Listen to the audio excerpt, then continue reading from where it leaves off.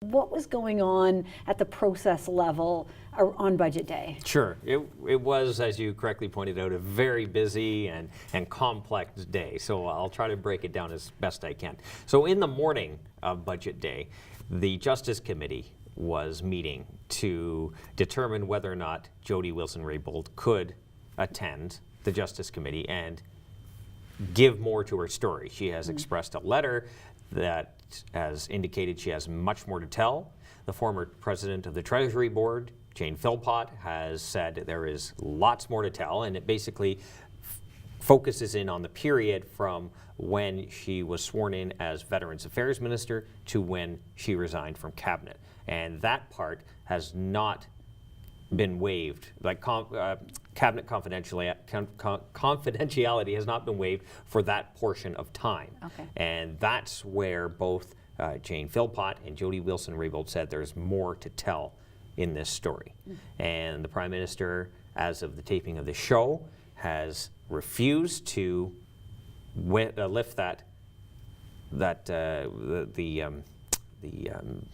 cabinet confidentiality. Sorry, I'm short of words today. Cabinet confidentiality for that portion. So she is unable to speak about that. So the Liberal majority on the Justice Committee voted down the motion to bring Jody Wilson-Raybould back to speak. So that triggered a chain of events that led to the budget. Now, there was a vote before the budget that was put in with using procedural trickery, if you will, and the result of which would have ensured that the budget, which usually is delivered at 4 p.m. After the markets close, and that would have delayed the budget being delivered. So the Liberals released the budget a couple minutes before markets closed.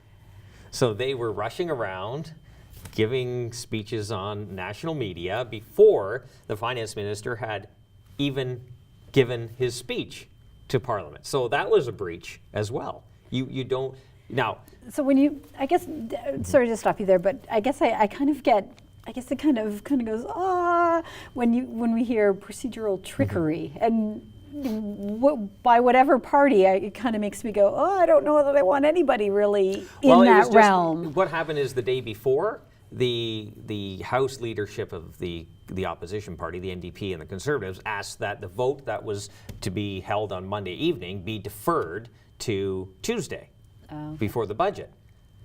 And you asked the Speaker, and the Speaker asked if there's any issues with that. And because nobody on the Liberals was paying attention, nobody opposed that. So the vote got deferred to the next day at 3:55.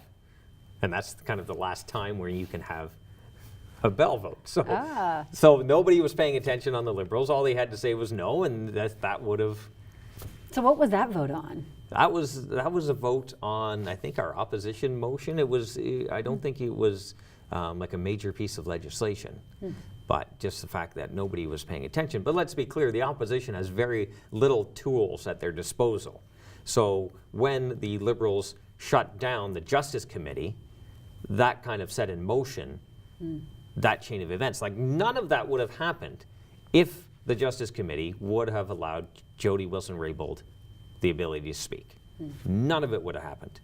We would have continued as normal. But like I said, something very damaging is in that period of time when Jody Wilson-Raybould was sworn as Justice Minister to when she was let go, well, not resigned from Cabinet. So that's what we want to get at. All right. And so that takes us. And this ties in the whole SNC-Lavalin affair that seems to be going on and dragging out, and the stories keep changing. Every second there's a new story. They're blaming Scott Bryson, they're blaming this person, they're blaming this person. So there's still a lot of unknowns. Well, when you keep lying, it's hard to keep your story straight. So we want to hear it from Jody Wilson-Raybould. So at committee level. That's correct.